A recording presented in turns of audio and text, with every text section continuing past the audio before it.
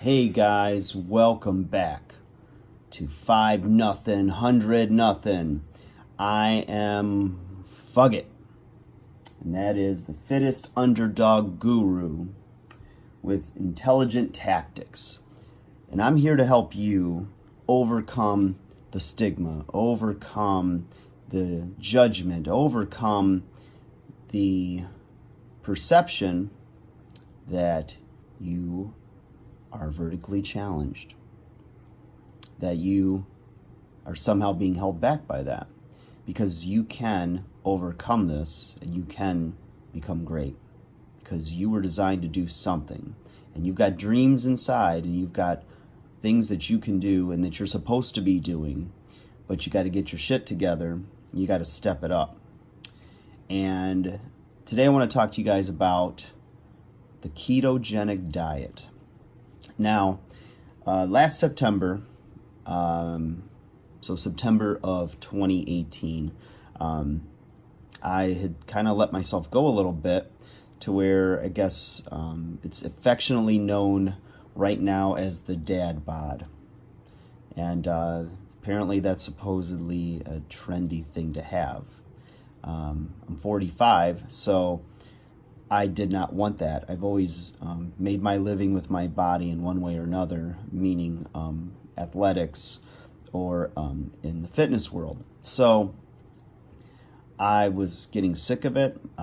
It's real easy to, not eat the best every day and to make some little, modifications or justifications for doing things that really you shouldn't be doing, but you like the taste, you like the social aspect of it, whatever it is.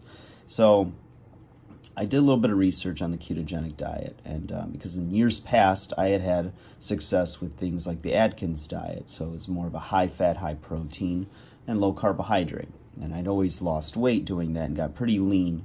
So I decided, okay, so I've got a pantry, freezer, and refrigerator full of various foods that were relatively healthy.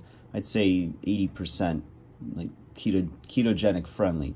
So what I did was I just said, okay, I'm not going to throw away food. I hate to waste. So what I'll do is I will slowly start to integrate the principles of ketogenic into my diet, and then little by little, learn like what I need to stock up on, how to exactly do this thing.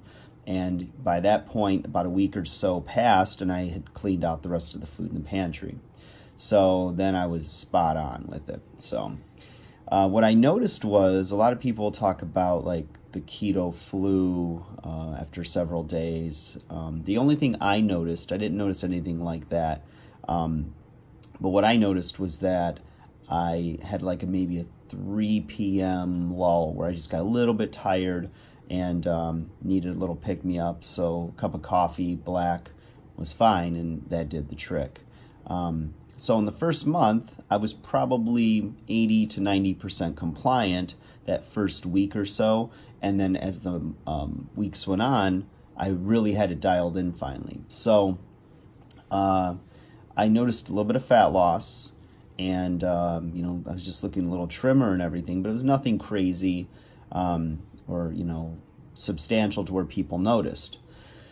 The second month, I was dialed in completely, and I noticed every week I would get on a scanner to really give you a really itemized breakdown, or a real close microscopic look, in a sense, at everything from body fat, lean muscle mass, how much body water you're holding, how much intracellular water, all kinds of numbers that the general public really doesn't know or understand.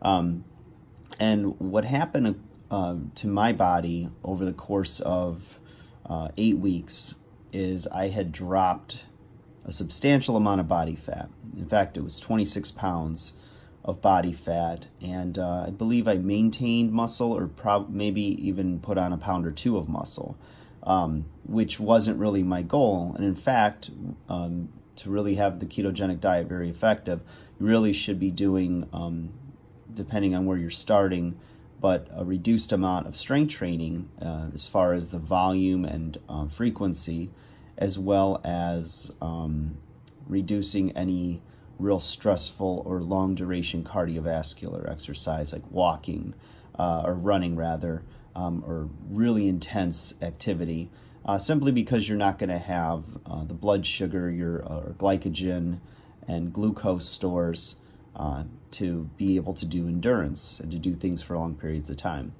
You get your body into that ketogenic state, and all of a sudden it starts to burn the fat off your body, and of course the fat that you're consuming.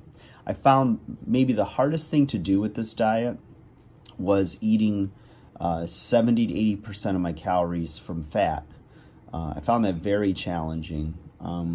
Everything from macadamia nuts, pecans, olive oil, coconut oil, avocados, avocado oil. I mean, the list goes on, even a little peanut butter.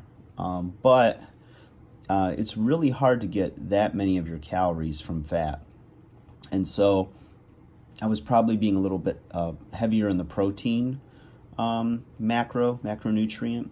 And when I finally started to really tip it in the favor of fat, that's where I really started to see the significant loss. I mean, it literally dripped off my waistline. It was pretty impressive. So the second month, I would say, I absolutely had no cravings at all. For any, I should say, simple carbohydrate or processed food, I had no craving at all for it. I felt fantastic. I had tons of consistent energy, not like you might get like a high from a lot of caffeine or like an Adderall or something. It was nothing like that where you get the high and then the crash. It was consistent energy where I just felt really good all day and like just consistent. It's the best way to say it, I guess. And didn't get the crashes. So I had a lot of success with that diet. And, for guys that are, under 5'9" and aren't the biggest guys in the world, a diet like that I found really works well. And at least it did for me because of a few factors. One is that it helps with satiety. So you're full longer because fat is absorbed slower through the digestive tract, and so that keeps you full longer, so you won't eat as frequently. And the other thing is, besides the possibly reducing the frequency of feedings, is it's a real simple diet to follow. So you know your food groups, you know what you can eat and what you can't, and I think if you're really into those types of oils or fats and you're a meat eater, it's perfect for you. You could also eat, green vegetables, and also, depending on if it fit into 50 grams of carbohydrates or less a day, I was just simply putting blueberries with things like hemp, flax, and chia seeds mixed, making it sort of like an oatmeal-like texture. That was fantastic, and I still do that in the morning. So after about 3 months of this, I had started taking up distance running, and I found that threw the keto into like a ketogenic chaos, I guess you could call it, where I just felt like absolute crap because I was burning so much energy running 15, 16 miles. I was training for a marathon with a friend, and I just found that it was really messing with me. So I started adding carbohydrates back in. I would eat a banana here and there. I was craving like a madman, craving bread. I couldn't get enough. Like I would tap into my son's pasta and pizza and stuff, and just like going absolutely batshit crazy trying to get more carbohydrates in. Like my body, it almost felt like if I didn't have them, I was gonna die. That's how awful I felt. So I was trying to like strike a balance with, okay, from what I've read, there's been several different athletes or fitness enthusiasts that have done long distance and duration training on primarily high fat or ketogenic like diets. And so I stuck in there, and I started to feel a little bit better with it, but then had a little injury that I had to overcome. And so what it did was it had me kind of go back to basics and back to what worked for me in the fall. So after 2 weeks back on that ketogenic system, 1 week removed, or 1 week of measurements to the next week. So in 7 days, I dropped 2.5% body fat and gained 1.5 pounds of muscle. So I was blown away. And every week that I had done the measurements when I had started the ketogenic, I didn't believe the measuring apparatus, and I would retest it because I'm thinking, that's just freaking nuts that I would drop that much that fast. But it just, my body loves it, and I like the results. We're still a little ways away from having the summer sun and all that, but the take-home points for us 5-0, 100-0 guys is that when you're leaner and you get away from the bulk, you shed some fat, the midline is smaller, leaner, it's going to give you a better, sleeker, sexier, attractive look. And shedding extra body fat in general is always a good idea for your overall health, and as well as the health of your joints and tendons, connective tissue, so you don't have so much stress on them. So that was my experience, and is my experience with ketogenic eating. I know there's, I don't like that it's kind of a fad right now, because I'm kind of like anti-fad. I'll tend to like to blaze my own trail.